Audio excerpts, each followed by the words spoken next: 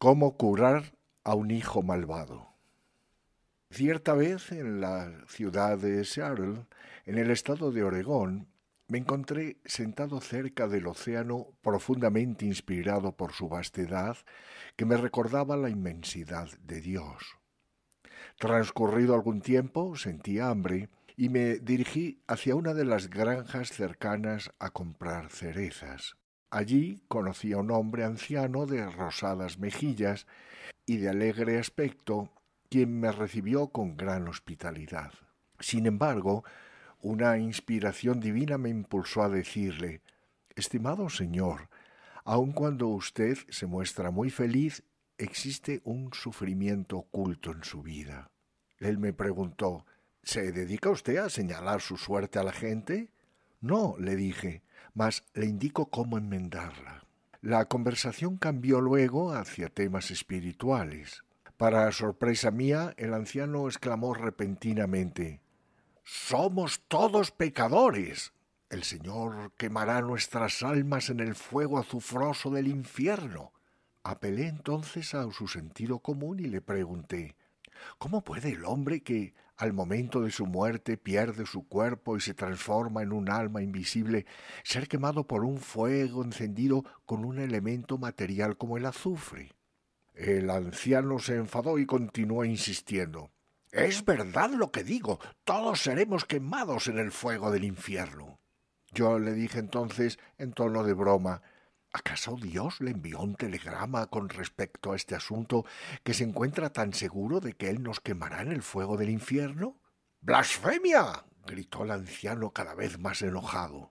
Le hablé entonces en tono conciliador y cambié el tema de la conversación.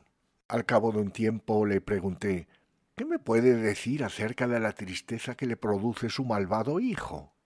Mi anfitrión se mostró sorprendido por mis palabras. Sin embargo, admitió la infelicidad constante que le ocasionaba su despilfarrador hijo, a quien parecía incapaz de poder corregir. «Tengo la solución para su sufrimiento», le dije. Los ojos del anciano brillaron con esperanza y esbozó entonces una sonrisa. «Estaré agradecido el resto de mi vida por cualquier cosa que usted pueda hacer por mí. Cualquier cosa», dijo él. Con un aire de misterio, como si estuviera a punto de revelar un preciado secreto, le pregunté en un murmullo: «¿Dispone usted de una cocina con un horno grande?», describiendo con mis manos las dimensiones. «Sí, por supuesto», respondió intrigado. «Muy bien», le dije. «Deberá primeramente calentar el horno al rojo vivo. ¿Conoce dos personas de confianza que jamás le traicionarán, no importa lo que usted haga?» «Sí, por supuesto, pero...». «Perfecto», le dije interrumpiendo. «Necesitará usted de la ayuda de estos dos amigos». «¿Dispone usted de varios metros de una cuerda bien firme?». «Sí», dijo el anciano granjero, mientras sus sospechas aumentaban. «¿Mas para qué necesitaré todo esto?». «No se preocupe, estimado amigo. ¿No le prometí acaso que le proporcionaría la solución para todos sus problemas?». Finalmente el anciano desechó todas sus dudas y continuó escuchándome. «Su hijo tiene un sueño profundo, ¿no es verdad?», le pregunté en tono casual. «Sí», se escuchó su acongojada respuesta. «Él regresa al hogar completamente borracho». «¡Excelente!», dije con alborozo. «Esta noche llame a sus dos amigos mientras calienta su horno al máximo. Pídales que guarden silencio hasta que su hijo se haya dormido profundamente. Vaya luego a su habitación, átelo firmemente y arrójelo al horno». «¡Loco, asesino!», gritó el anciano sacudiendo su puño. «¿Esta es su solución?». «¿No es acaso lo que su hijo se merece?», le pregunté. «Tan solo piense que él jamás volverá a causarle problema alguno». «Eso es una tremenda atrocidad», exclamó. «¿Cómo podría un padre incinerar a su propio hijo? No podría hacer algo tan terrible aun cuando mi hijo fuera 10 veces más malvado de lo que en realidad es». «Por supuesto que no podría», le respondí con aire severo. El anciano me miró entonces con sorpresa. Piense, continué, lo que he estado tratando de hacerle entender.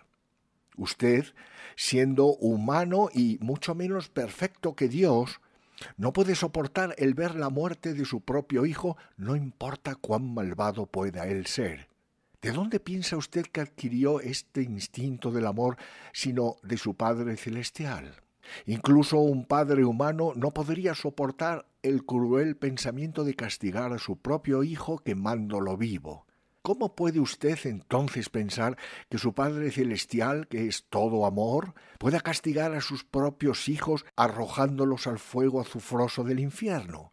El amor de Dios es mucho más inmenso que el suyo, el cual es sólo un reflejo del infinito amor divino. Los ojos del anciano se llenaron de lágrimas y de arrepentimiento. Una expresión de ternura apareció en su rostro y me miró con gratitud diciendo: ahora comprendo la verdad de que nuestro Padre Celestial es un Dios de amor. Él jamás nos castigaría debido a nuestra ignorancia.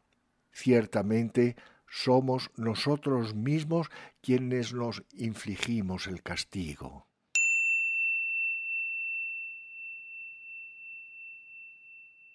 El hombre que rechazó el cielo. Érase una vez una asceta que vivía en la India y pasaba sus días en las tranquilas márgenes del sagrado río Ganges. Durante años se dedicó a la profunda contemplación, mas el aspirante espiritual advertía que aun cuando disponía de un medio ambiente celestial, compuesto de un hermoso paisaje y gente bondadosa, así como de libros inspiradores y oficios devocionales en el templo, su mente se concentraba en cómo dañar y robar a la gente. Cuanto más se intentaba desalojar tales intrusos pensamientos mediante la meditación, más poderosamente invadían su paz. Finalmente juró: no cesaré de orar hasta verme liberado totalmente de los pensamientos perturbadores que destruyen mi paz durante la meditación. Transcurrió una hora, 2 horas, y los ladrones de la inquietud continuaban asaltando la meditación del asceta. Finalmente, al cabo de 3 horas, los pensamientos perturbadores se desvanecieron súbitamente de su mente y en su lugar contempló la hermosa visión de un santo parado delante de él. El radiante santo no sólo parecía tener vida, sino que le habló con celestial dulzura. Hijo mío, en tu vida pasada fuiste un hombre malo, pero antes de morir tomaste la determinación de ser bueno. Es por ello que en tu presente encarnación has nacido con la sagrada resolución de ser noble, pero también te acompañan los pensamientos erróneos que cultivaste en tu vida anterior. Es una pena que hayas estado viviendo en el infierno de la inquietud interior, a pesar de estar en las sagradas inmediaciones del río Ganges y contar con buenos amigos y la constante práctica de la meditación. Luego de una pausa, el santo continuó diciendo: debido a tus acciones de la vida anterior, ya que no has realizado un mayor esfuerzo por vivir apaciblemente en tu actual medio espiritual, se ha decretado metafísicamente que, a menos que en el presente medites con ahínco, a la hora de tu muerte deberás elegir entre vivir en el cielo con 10 tontos o vivir en el infierno acompañado de un hombre sabio. Dime, ¿cuál de las dos opciones prefieres?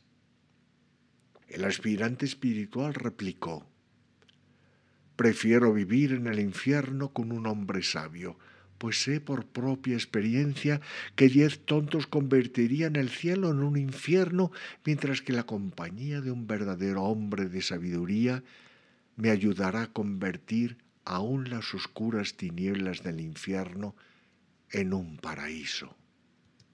Si vives en un hogar sereno y celestial, mas riñes constantemente con tu familia y tus amigos, estás viviendo en un infierno que tú mismo has creado. En cambio, no importa si te hallas en un medio ambiente inarmonioso, si meditas o al menos te sientas en silencio diariamente durante unos minutos y vives en armonía con tu ser interior, vivirás constantemente en el cielo y gozarás de tu propio paraíso portátil donde quiera que te encuentres.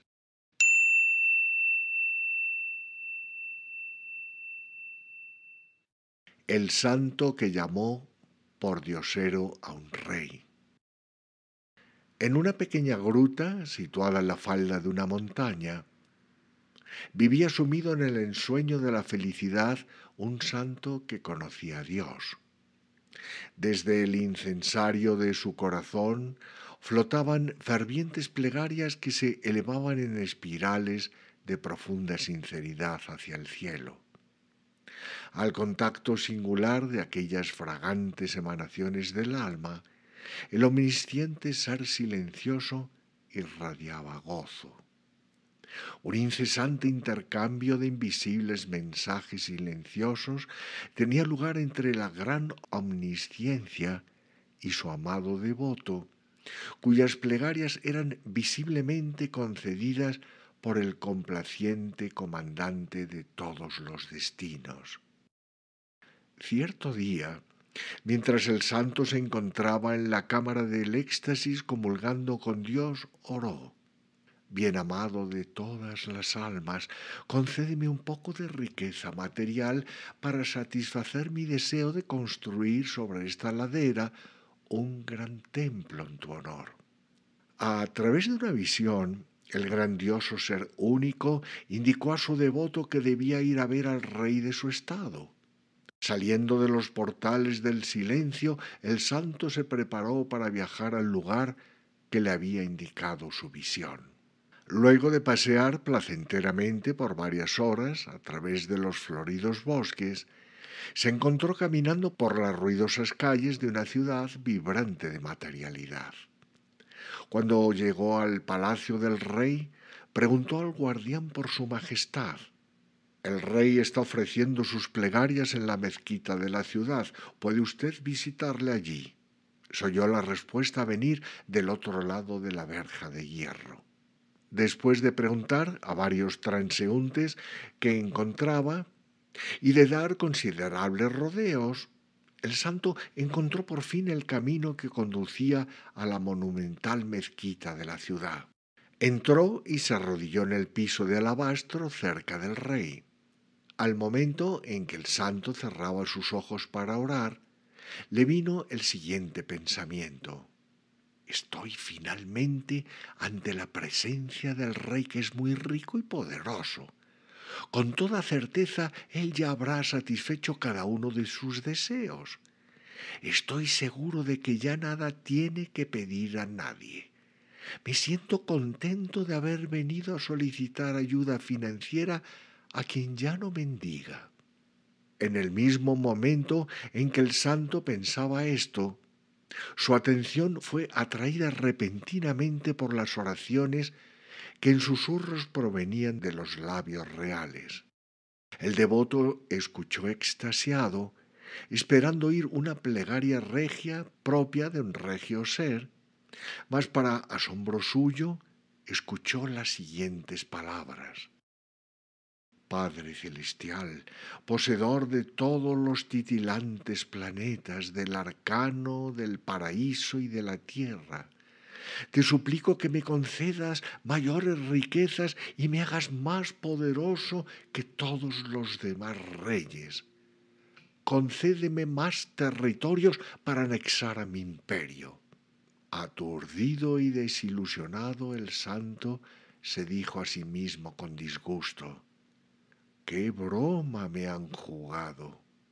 Y comenzó a reír estruendosamente y, dirigiendo una mirada de desdén al rey, gritó: ¡ah, estoy satisfecho! Buscaba un rey, pero solamente he encontrado a un pordiosero. Debo retirarme inmediatamente de este lugar. Y salió apresuradamente de la mezquita. Sus carcajadas, sin embargo, habían interrumpido las oraciones del rey, y éste le siguió gritándole furiosamente: «¡Arresten al blasfemo impostor!». El santo se detuvo y, volviéndose a mirar al rey, prorrumpió a reír estrepitosamente. Los cortesanos y los ciudadanos rodearon protectoramente al enfadado monarca.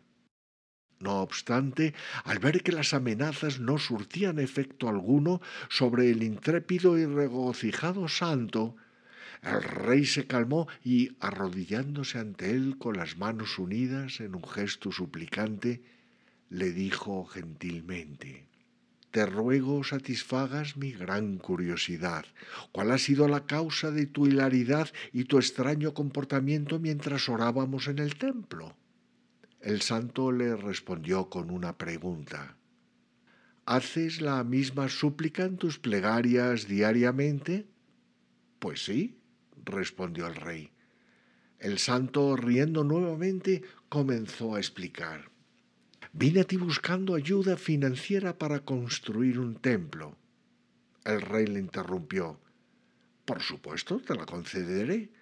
¿Por qué te burlaste de mí durante el oficio religioso y luego te marchaste?». «Su Alteza», dijo el santo, «al escuchar su oración pidiendo más opulencia y más territorios, comprendí que usted no es más que un pordiosero, el rey de los pordioseros. Nada deseo solicitar al mayor pordiosero que jamás he encontrado. No, gracias, regresaré a mi gruta en la montaña y a mi bien amado que me espera en el templo del éxtasis. Y cuando le vea, le reprenderé por haberme enviado a pedirle ayuda financiera a un limosnero cuando él es el más opulento, el único rey del cosmos que todo lo posee y que a nadie necesita suplicar». Este relato ofrece un valioso sermón a quienes tratan en vano de apagar la sed de sus deseos en el desierto de las limitaciones. Puede que esta tierra posea algunos oasis que momentáneamente sacian la sed de nuestras almas. Sin embargo, el eterno manantial del néctar que todo lo satisface yace bajo las rocas de nuestra indiferencia. Debes remover esas piedras continuamente con el zapapico de la devoción, a fin de permitir que el torrente celestial fluya a través de ti, apagando por siempre y para siempre la insaciable sed que tu alma ha tenido durante encarnaciones.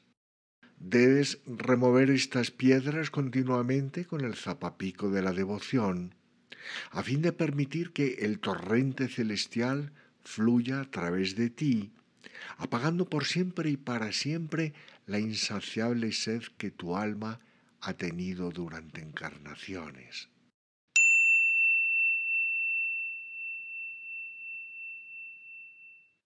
El hombre malo que fue preferido por Dios.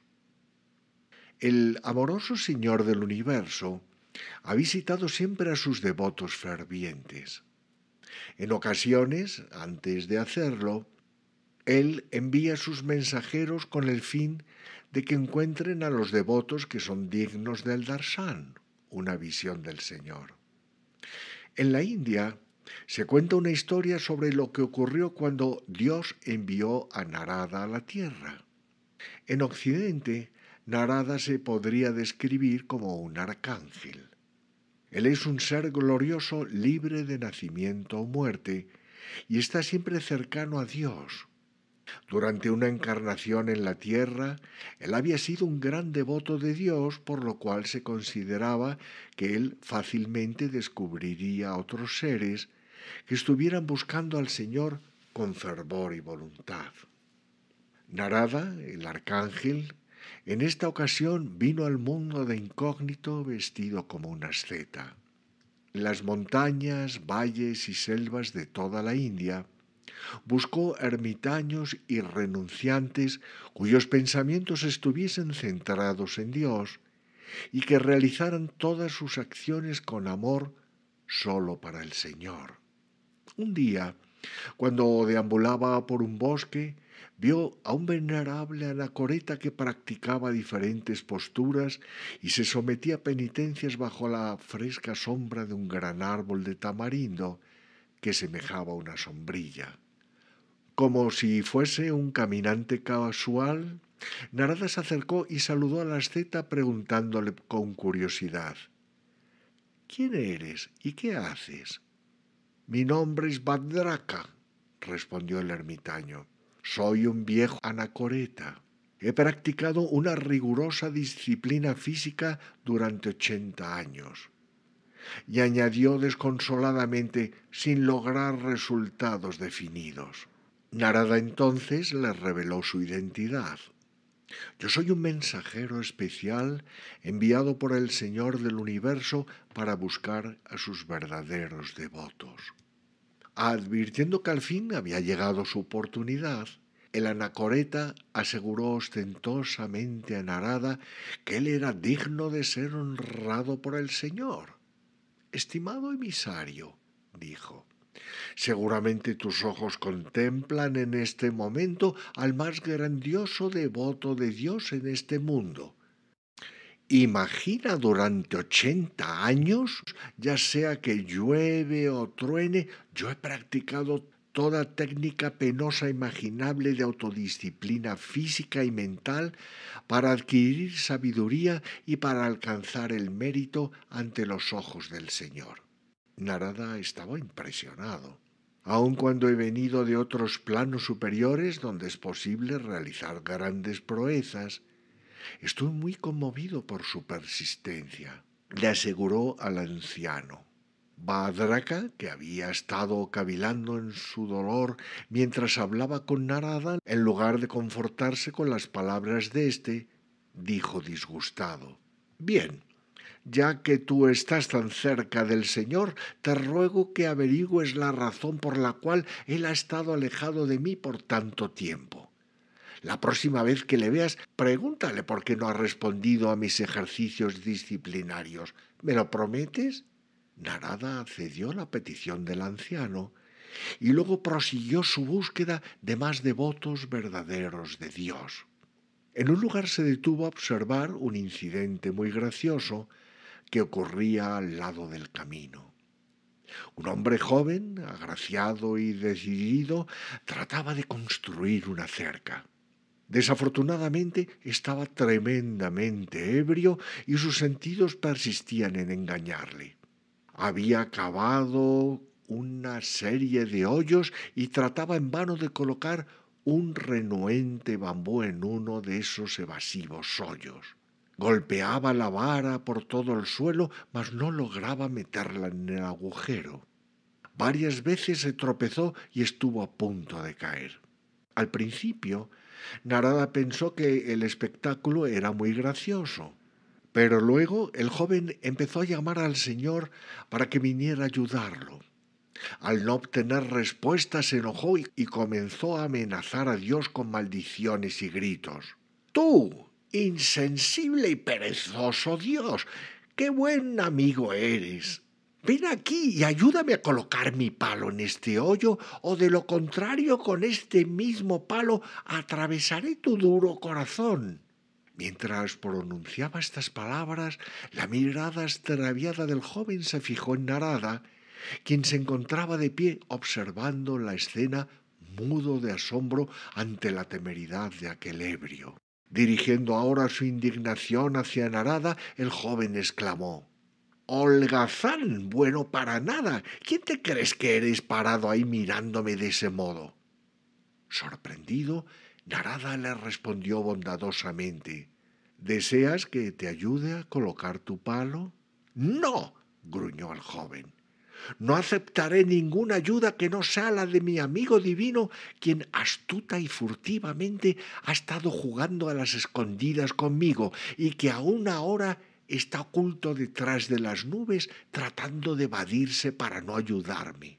«Tonto ebrio», le dijo Narada, «¿no temes maldecir al Señor omnipresente?» «Oh, no, Él me entiende mejor que tú», fue su instantánea respuesta. Y de todos modos, ¿quién eres tú?, demandó saber el tambaleante joven mientras procuraba fijar sus ojos en el visitante. Narada le respondió entusiastamente: soy un mensajero del Todopoderoso Señor y estoy buscando a sus verdaderos devotos en la tierra. ¡Oh!, exclamó el joven ansiosamente. En ese caso te ruego que cuando veas al amigo divino le hables de mí. Es cierto que de vez en cuando me comporto indebidamente y abuso de los poderes que él me ha concedido, pero, por favor, dile que se acuerde de mí y pregúntale por qué se ha demorado tanto en visitarme. Consúltale cuándo vendrá, pues estaré esperándolo eternamente hasta que venga. Narada, sintiendo compasión por él, aceptó su petición, pero sin entusiasmo, pues en su interior pensaba que un borracho como aquel tenía muy pocas posibilidades de encontrar al Señor. Luego de viajar por muchos lugares y anotar los nombres y logros de muy numerosos devotos, Narada se sintió solo y añoró contemplar nuevamente la amorosa sonrisa del Señor. Así pues, se desprendió de su forma terrenal y se dirigió rápidamente a la morada celestial, tan velozmente como sus pensamientos podían transportarle. Y en un instante estuvo de nuevo ante el amado Señor, rodeado del cálido resplandor de su divino amor. Bienvenido, querido Narada, dijo el Señor amablemente, y un ligero destello de sus ojos de lotos disolvió los últimos vestigios de tensión terrena adheridos al aura de su mensajero. Cuéntame acerca de tus incursiones por la tierra. Narada le presentó un informe completo, terminando con la descripción de dos devotos que ejemplificaban los polos opuestos en la escala de la virtud, es decir, el piadoso y anciano anacoreta y el embriagado joven con su palo. Amado Señor, sabes, en ocasiones pienso que eres demasiado difícil de complacer e incluso cruel, dijo Narada seriamente. Considera cómo has tratado a ese pobre anacoreta llamado Badraka, que ha estado esperándote durante 80 años bajo un tamarindo. ¿Tú sabes a quién me refiero? El Señor pensó por un largo rato, tratando de recordar luego, buscó en su corazón, que todo lo recuerda, pero finalmente respondió: no, no lo recuerdo. ¿Cómo es posible?, exclamó Narada. Ese devoto ha estado practicando toda clase de severas disciplinas durante estos últimos 80 años solamente para atraer tu atención. Pero el Señor, sin dejarse impresionar, contestó indiferentemente: no importa lo que el anacoreta haya estado practicando, todavía no ha tocado mi corazón. ¿Cuál es el siguiente devoto? Pues bien, comenzó Narada con vacilación, encontré en el camino, mas antes de que pudiera terminar de decirlo, Dios le interrumpió. Ah, sí, encontraste a un borrachín. ¿Cómo te acuerdas de él?, preguntó Narada con cierto tono de queja. ¿Será acaso porque ese sacrílego e insensato joven estaba tratando de atravesarte con una vara de bambú? El señor rió de buena gana y pareció estar pensando por un tiempo en el atrevido joven antes de volver su atención hacia el disgustado rostro de Narada. «Oh, mi Narada», dijo con amor, «no te enfades ni seas sarcástico conmigo, pues voy a demostrarte cuál de los dos hombres que tú has mencionado es mi verdadero devoto». Captando de esta manera el interés de Narada, el Señor continuó diciendo: «En verdad, esa prueba será muy simple.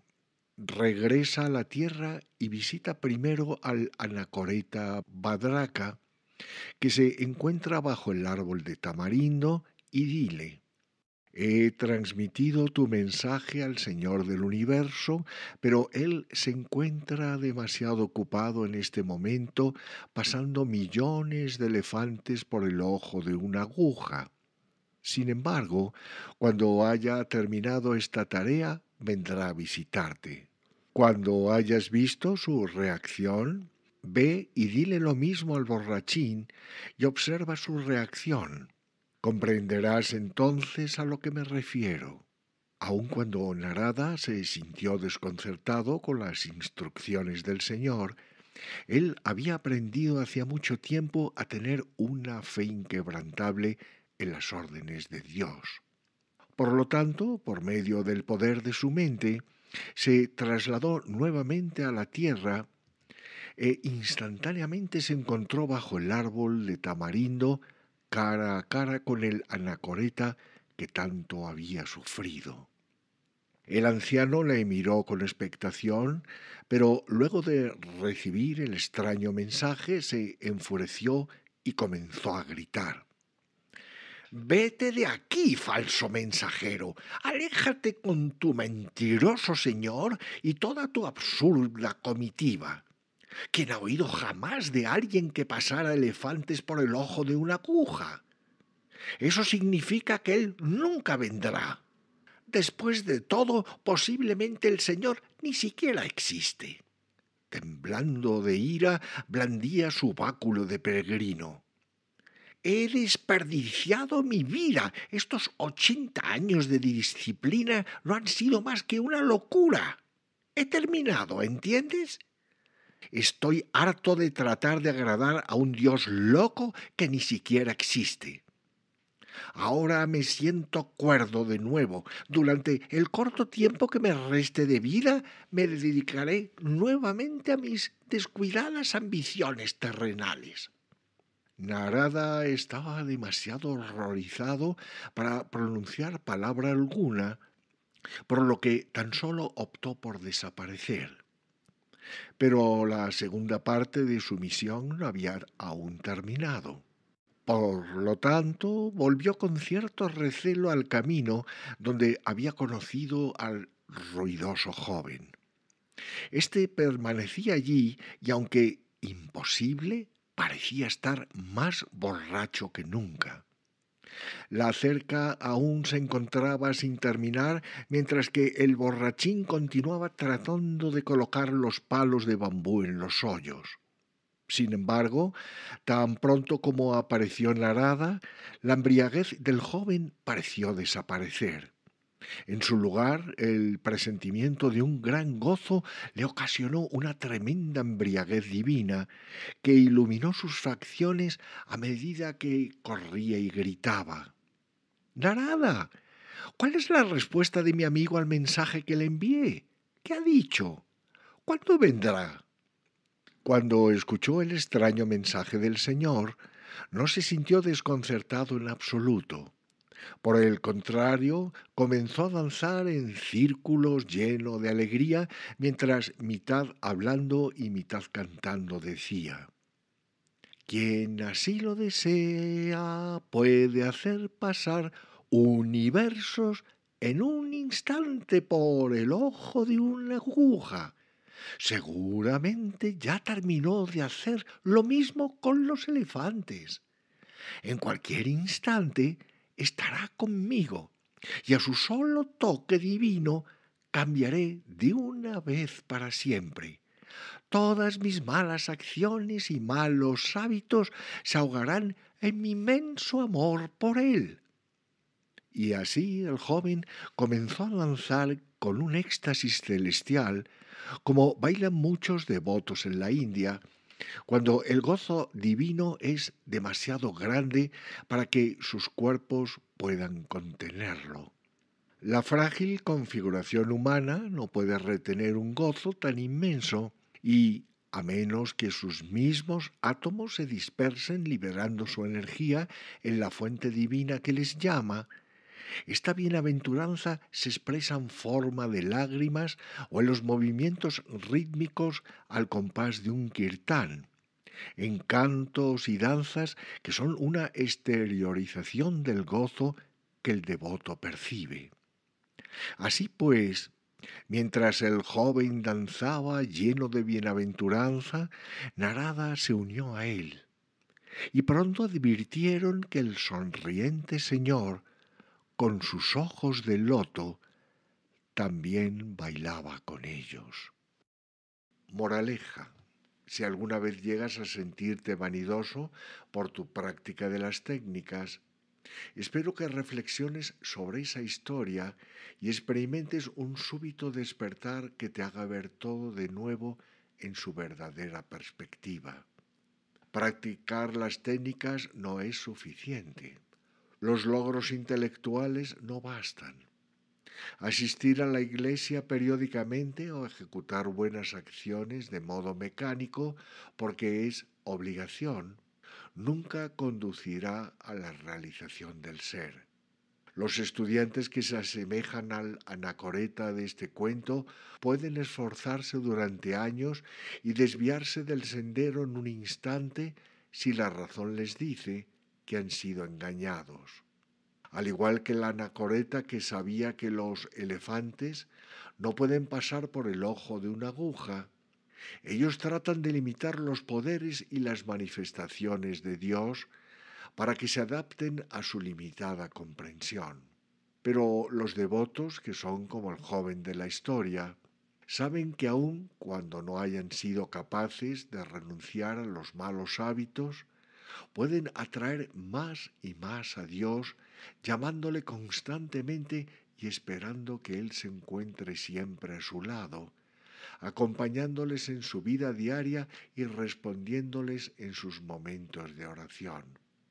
Ellos saben que para Dios todo es posible y que la mayor parte del entendimiento se encuentra más allá del intelecto.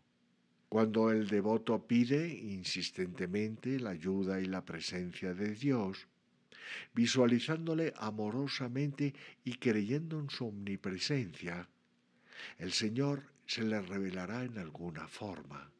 Con la alborada de la luz de su presencia, la oscuridad de los malos hábitos se desvanecerá automáticamente, revelando el alma que no posee mancha alguna.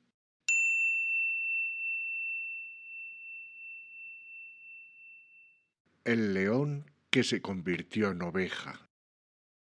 En una selva vivió una vez una enorme leona que se encontraba preñada y medio muerta de hambre. Como los días pasaban y el bebé león se desarrollara considerablemente en su interior, pasó ratos muy amargos moviéndose por los alrededores del bosque, buscando algo que devorar. Aun cuando la leona de vez en cuando atisbaba a hurtadillas alguna presa, no podía apresarla porque le faltaba ligereza para agarrarla, fracasando todo el tiempo en tratar de capturar una víctima. Rugía con tristeza, sintiéndose sumamente pesada con el bebé león y desfalleciendo de hambre. Así, la leona vagó por la selva hasta que finalmente cayó exhausta bajo la sombra de una arboleda que estaba cercana a una dehesa. Tan pronto como se adormeció, soñó que había muy cerca un rebaño de ovejas pastando. Al tratar de cazar a una de las ovejas del sueño, se sacudió fuertemente y despertó para contemplar realmente a un inmenso rebaño de ovejas pastando en la dehesa muy cerca de allí. Abrumado por la alegría, olvidó el bebé que llevaba en su interior e impelida por la locura de su impecable hambre, la leona se abalanzó sobre un borreguito desapareciendo en las profundidades de la selva.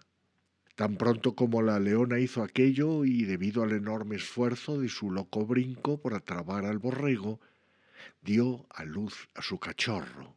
Las ovejas se quedaron paralizadas por el terror ante el ataque de la leona, pero cuando ésta cayó muerta y se les pasó el pánico, despertaron de su estupor y notaron la pérdida del corderito. Como el rebaño balara lamentándose en lenguaje ovejuno, repararon, para su mayor asombro, que un desamparado bebé león lloraba en medio de ellas.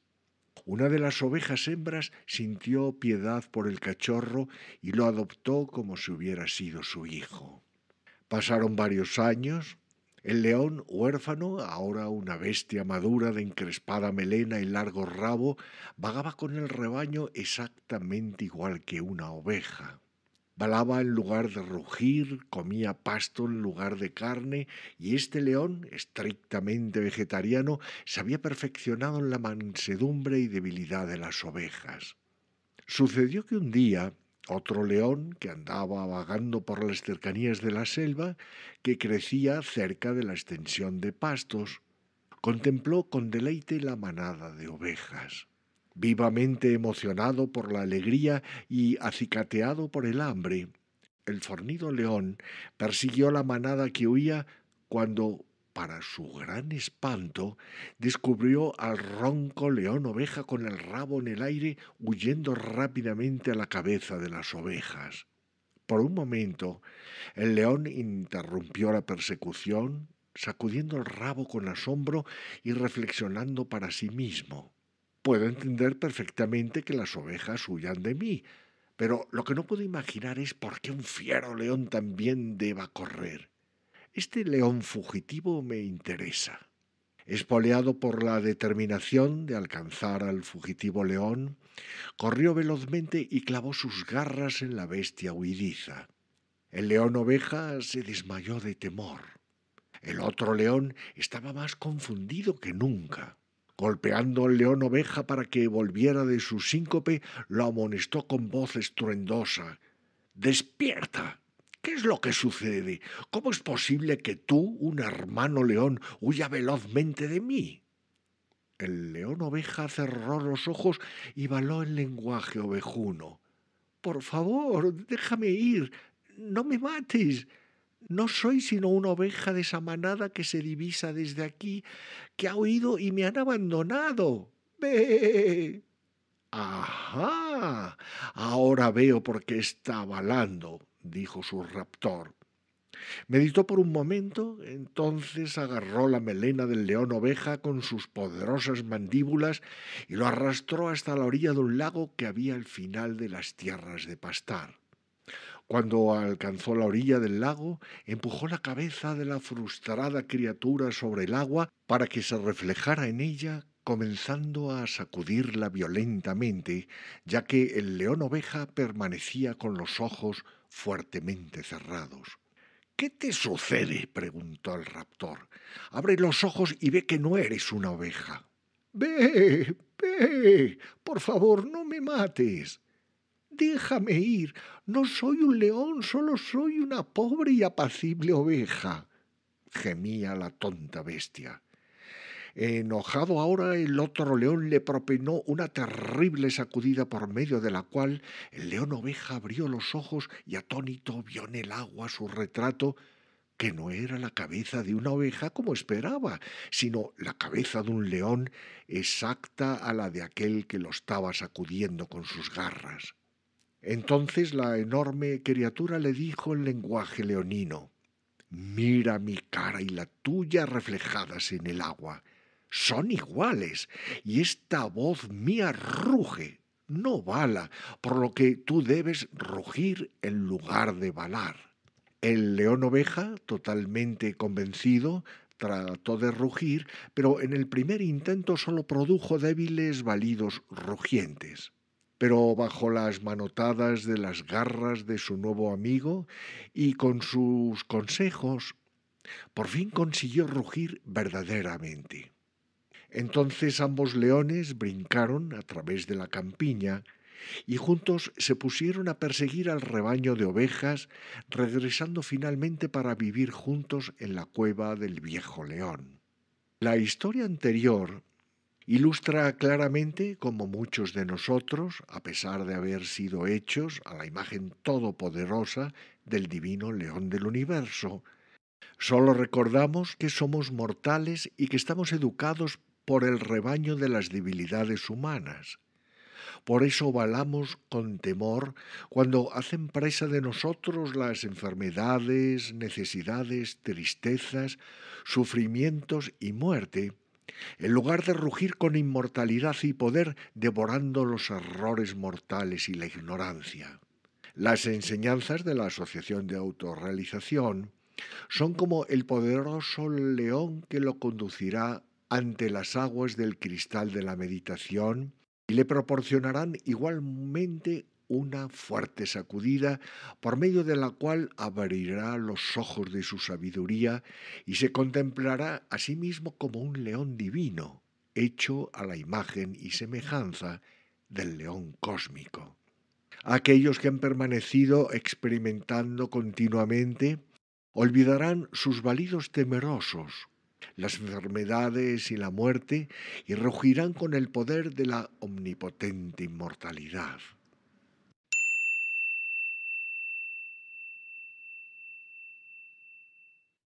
Todos estamos un poco locos, mas no lo sabemos. Los ruidosos cascos de nuestro corcel de acero se deslizaban a gran velocidad sobre los rieles.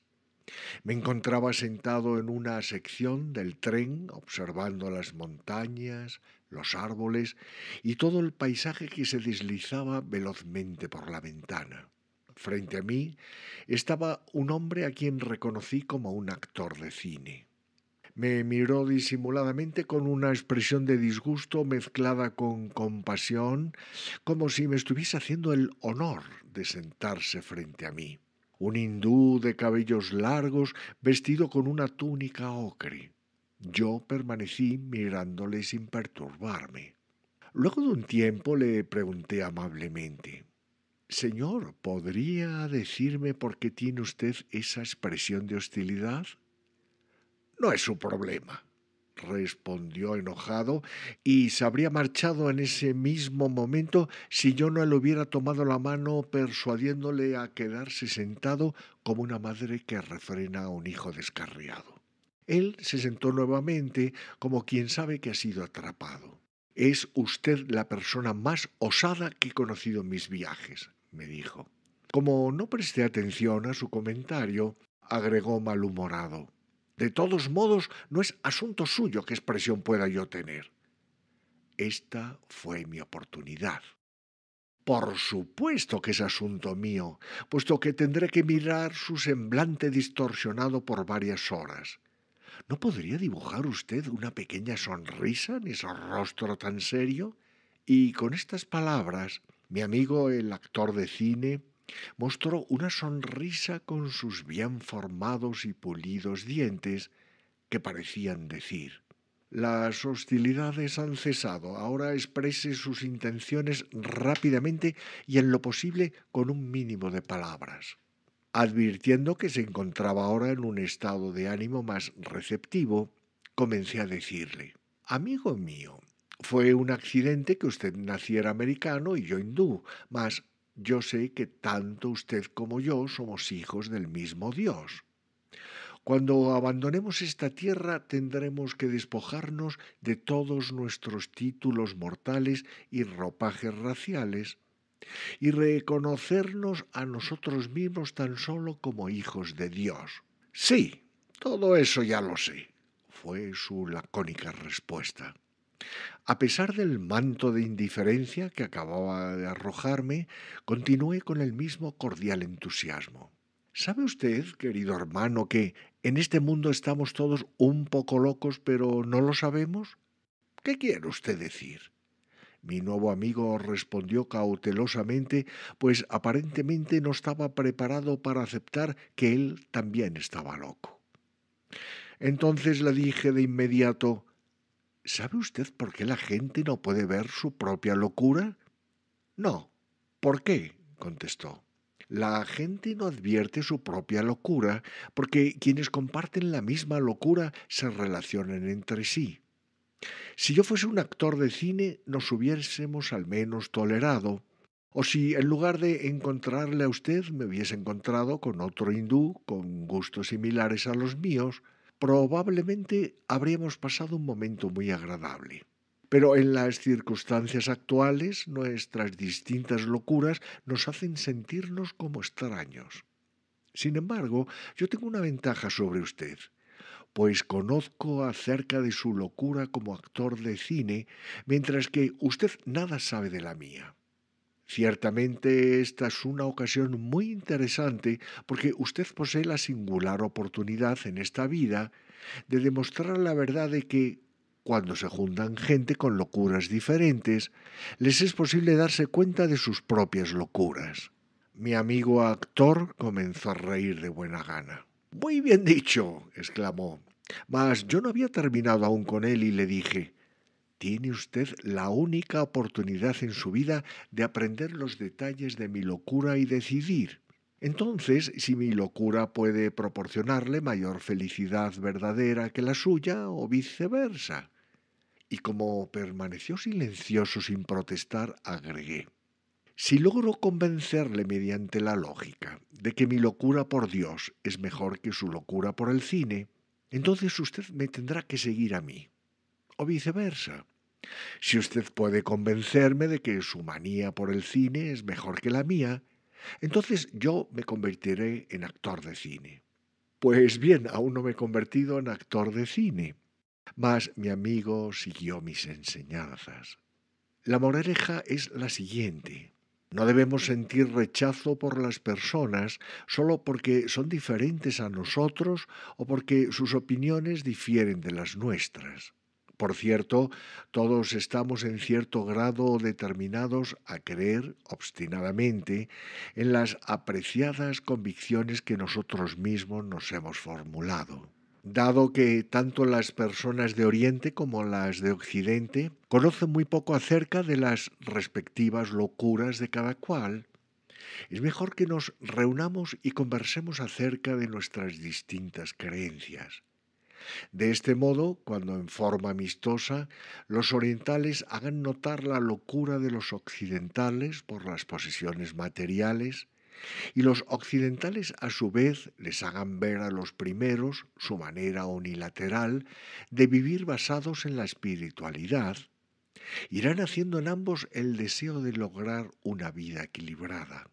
Y a través del intercambio mutuamente constructivo de sus experiencias, ambos podrán, entonces, pavimentar el camino que conduzca hacia una civilización equilibrada y armoniosa que esté de acuerdo con el plan divino.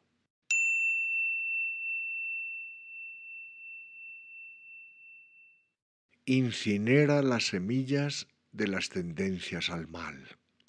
Manuel y Samuel se detestaban mutuamente. Cuando eran niños reñían en la escuela y una vez que crecieron se convirtieron en encarnizados rivales, compitiendo en el negocio de zapatería, y llegaron incluso a pelear un día por la mano de la misma joven. Manuel, quien era un poco más fuerte, le dio a Samuel una tremenda paliza, y dejándolo sin sentido en la acera, se alejó con la dama. Cuando Manuel volvió en sí, se sintió lleno de vergüenza, tristeza y disgusto, y decidió vengarse de Manuel algún día. Poco tiempo después, Samuel se trasladó con su negocio y demás intereses de Filadelfia a Miami. Aun cuando Manuel pronto olvidó todo lo relacionado con los insultos, daños e inconvenientes que le había ocasionado a Samuel, este último, por ser el ofendido, no pudo borrar de su memoria su resentimiento contra Manuel. Todas las noches, antes de retirarse a dormir, Samuel afirmaba: día tras día perdono más y más a Manuel en todo sentido. Sin embargo, después de varios meses, comprendió que durante su afirmación diaria de perdón había estado en realidad incubando un sentimiento de venganza y orando en lo más recóndito de su mente por tener una oportunidad para satisfacer su viejo rencor. Pasó el tiempo y Manuel decidió ir de vacaciones a Miami, atraído, sin saberlo, por el extraño poder de atracción que ejercía el odio mutuo entre ellos. Sin sospechar que podría tener algún problema y a pesar de que el día estaba nublado y lluvioso, salió inocentemente a pasear una tarde por la ciudad. Mientras caminaba por una calle solitaria, pasó bajo el techo de tejas del cobertizo de un almacén. Sin que Manuel lo sospechara siquiera, Samuel, quien se había enterado de que su viejo amigo se encontraba en la ciudad, seguía sus pasos provisto de silenciosos zapatos con suela de goma. Samuel estaba listo ahora para cobrar con creces su deuda a Manuel, por todo lo que éste le había hecho en Filadelfia. Con un golpeteo creciente, la llovizna se convirtió en aguacero, y así, amparado por el ruido de la lluvia, Samuel pudo seguir a su presa más estrechamente. Se sintió feliz al ver que en el suelo había una enorme teja intacta que evidentemente se había desprendido del cobertizo del almacén. Poco después de tropezar Manuel con la teja, Samuel la recogió y golpeó con fuerza a su enemigo dejándole inconsciente. Manuel permaneció inconsciente y expuesto al frío sobre el lodoso césped debajo del cobertizo, por mucho más tiempo de lo que Samuel había quedado tendido en la acera por aquel tiempo, años atrás, en que recibió la paliza de Manuel en Filadelfia.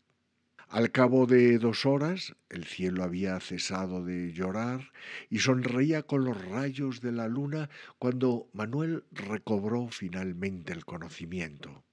No podía entender qué hacía allí tirado en el suelo con ese frío y bañado en un charco de sangre debajo de aquel cobertizo. Manuel podía ver a su alrededor gracias a un rayo de luna que se filtraba a través de un agujero en el techo del cobertizo. Vio entonces la teja en el piso, la cual, muda pero elocuente, permanecía cerca de su cabeza. Mirando hacia arriba, vio el agujero en el techo y pensó: ¡qué mala suerte! Evidentemente la teja se desprendió al acumularse el agua y cayó sobre mi cabeza justo cuando corrí para protegerme de la lluvia bajo el cobertizo. El razonamiento de Manuel es una ilustración de cómo tendemos a olvidar nuestras malas acciones, aun cuando las consecuencias de dichas acciones, creadas por nosotros mismos, jamás nos olvidan. Los efectos de nuestras buenas o malas acciones nos persiguen silenciosamente a través de la oscuridad de nuestra ignorancia. Así como una vaca puede encontrar a su ternero en medio de miles de otros terneros, los resultados de nuestras acciones en esta vida o en vidas pasadas nos siguen como perros de presa a donde quiera que vayamos. Si Manuel hubiese considerado las consecuencias de haber golpeado a Samuel y hubiera hecho las paces con él, ningún resultado perjudicial habría germinado para él en el oscuro seno del futuro. La moraleja de esta historia es la siguiente: aumenta el poder de tu sabiduría y tu meditación para que puedas incinerar las semillas de las malas tendencias que aún no han germinado y que se encuentran latentes en las profundidades de tu mente. Analiza cuidadosamente toda situación antes de actuar, porque una vez que hayas actuado deberás cosechar el resultado específico de esa acción. Recuerda que cada acción deja rastros que se van almacenando como tendencias en tu mente. A menos que contrarrestes las tendencias latentes negativas, siendo cada día mejor, no es posible predecir en qué te convertirás con el tiempo si germinaran repentinamente bajo la influencia de condiciones negativas adecuadas tus ocultas tendencias hacia el mal. Una persona puede sentirse realmente segura de sí misma solo cuando sus meditaciones son cada día más profundas y consume en el fuego de su propia realización del ser y calma todas las semillas de tendencias negativas que permanecen aún sin germinar en su mente subconsciente. Las semillas de la maleza de los malos hábitos que se encuentran ocultas en la mente subconsciente Pueden incinerarse cuando las mentes consciente y subconsciente establecen contacto con la mente supraconsciente en la meditación profunda. De esta forma, las semillas de las tendencias negativas, que son incineradas en el fuego de la sabiduría, no pueden germinar. Por lo tanto, no te duermas en tus laureles, no importa cuán excelente seas. Continúa incinerando el mal latente de encarnaciones olvidadas del pasado, encendiendo fuegos de virtud cada vez más grandes en tus meditaciones. La multitud de semillas de preocupaciones que infectan los surcos de las mentes consciente y subconsciente son quemadas y transformadas en una llama de bienaventuranza al contacto con la incandescente paz supraconsciente de la meditación.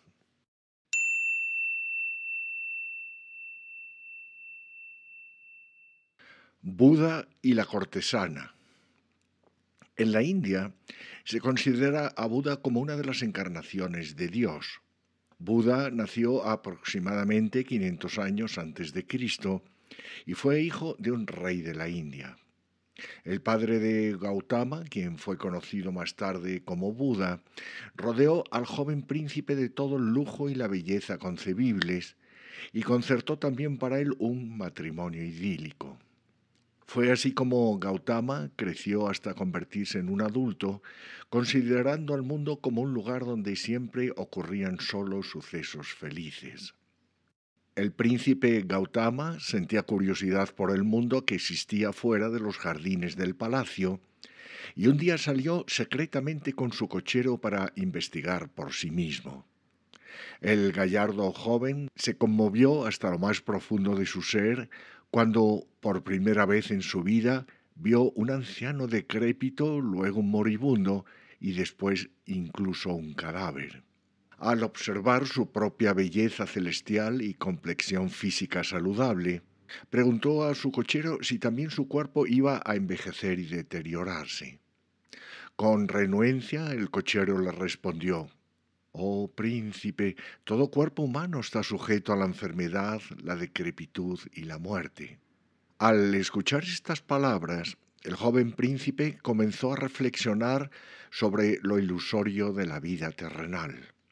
Una noche, mientras su esposa y su pequeño hijo dormían, Gautama, con los ojos llenos de lágrimas, los miró por última vez y partió en busca de la verdad que pudiera liberar a la humanidad de la tristeza y el sufrimiento para siempre, y que le proporcionara al mismo tiempo un completo entendimiento del misterio de la vida y la muerte.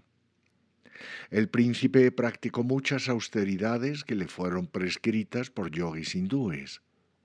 De acuerdo a los relatos, además del ayuno, se sometió él a otras disciplinas espirituales durante 7 años y, finalmente, se encontraba meditando bajo un baniano en Bodh Gaya, India, cuando alcanzó la iluminación. Entonces se alimentó para nutrir su cuerpo y comenzó a predicar en la India su evangelio de misericordia y amor a todas las criaturas por igual, tanto seres humanos como animales. Enseñó la renunciación absoluta, cuya meta es lograr el nirvana, o sea, el estado de carencia absoluta de deseos o la liberación de la rueda de las reencarnaciones. Más tarde, sus misioneros divulgaron el Evangelio de Buda por toda la India, Japón, China y otras naciones del mundo. El estado de nirvana o cesación de la existencia dual es a menudo interpretado incorrectamente al considerársele como la aniquilación del yo. Buda, sin embargo, se refería al aniquilamiento del ego sujeto al engaño y pseudoego. El ego debe ser trascendido para que nuestro ser verdadero y eterno pueda alcanzar la liberación de sus encarnaciones humanas. La doctrina de Buda, que enfatiza el estado negativo del ser, aniquilación del ego o pequeño yo, como la meta final, Fue más tarde sustituida por la doctrina del Swami Shankara, fundador de la gran orden monástica de los Swamis, la cual enseña que la meta de la vida es la conquista positiva del siempre consciente, siempre existente y siempre nuevo estado de bienaventurada unión con el Espíritu. El señor Buda y sus discípulos habían profesado votos de continencia y renunciación al amor carnal por el sexo opuesto, pero en el curso de sus viajes misioneros con Buda ocurrió un curioso incidente que desconcertó a los discípulos en lo referente al carácter de su maestro. El excelso señor Buda descansaba con ellos bajo la fresca sombra de un árbol, cuando una cortesana, atraída por el cuerpo y rostro resplandecientes del maestro, se acercó a él. Tan pronto como contempló la faz celestial del señor Buda, sintió un intenso amor por él y en un éxtasis de irresistible emoción corrió con los brazos abiertos para abrazarle y besarle a la vez que exclamaba: «Oh hermoso y radiante ser, te amo». Los célibes discípulos se sorprendieron enormemente cuando escucharon al señor Buda decir a la cortesana: «Amada mía, yo también te amo, mas no me toques ahora, todavía no». Y ella respondió: «Me has llamado amada y yo también te amo, ¿por qué no permites que te toque?». Entonces el señor Buda le contestó: «Amada mía, nuevamente te digo que te tocaré en el futuro, mas no ahora. Yo te probaré mi verdadero amor». Pero al comprender el señor Buda que ella todavía no estaba satisfecha con la respuesta, le explicó: «Amada mía, ten fe, no dudes de mis palabras. Cuando te hayan abandonado aquellos que ahora te aman, yo vendré por ti». Los discípulos se quedaron atónitos y algunos creyeron que el maestro se había enamorado de la cortesana. Años más tarde, cuando el señor Buda meditaba con sus discípulos, repentinamente exclamó: «Debo partir. Mi amada la cortesana me está llamando. Ella me necesita ahora y debo cumplir mi promesa». Y diciendo esto se levantó y fue a su encuentro, mientras los discípulos corrían atropelladamente tras él con la vaga esperanza de rescatarle de la tentadora mujer. El gran maestro y sus preocupados discípulos llegaron finalmente al mismo árbol donde tiempo atrás habían conocido a la cortesana. ¿Y qué imaginan ustedes que vieron? Ella estaba allí y su cuerpo, que una vez había sido hermoso, se hallaba tendido y cubierto de llagas malolientes y putrefactas, ocasionadas por la viruela. Los discípulos retrocedieron y se mantuvieron a distancia, pero el señor Buda se sentó a su lado y, colocando el cuerpo moribundo sobre su regazo, le susurró al oído: «Amada mía, he venido a demostrarte mi amor y a cumplir mi promesa de tocarte. Por largo tiempo he esperado este momento para probarte mi verdadero amor, pues te sigo amando ahora que todos han dejado de amarte, y te toco cuando ninguno de tus amigos pasados desea hacerlo ya más». Y mientras decía esto, el señor Buda sanó a la cortesana y le pidió que se uniera a su familia de discípulos. El amor personal es limitado y egoísta.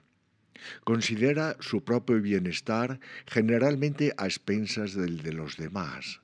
El amor divino, en cambio, es generoso y busca la felicidad del ser amado, ya que no es limitado ni parcial. Dios ama tanto a los malos como a los buenos, pues ambos son sus hijos. Por lo tanto, quienes aspiran a conocer a Dios deben demostrarle que su amor es semejante al amor divino. Cuando un devoto le prueba al Padre Celestial, que ama por igual a sus hermanos, buenos y malos, entonces el Padre Divino dirá: «Mi noble hijo, acepto tu amor, pues amas a todos con mi amor. Amar a quienes nos aman es natural, mas amar a quienes no nos aman es sobrenatural y significa percibir a Dios en todos.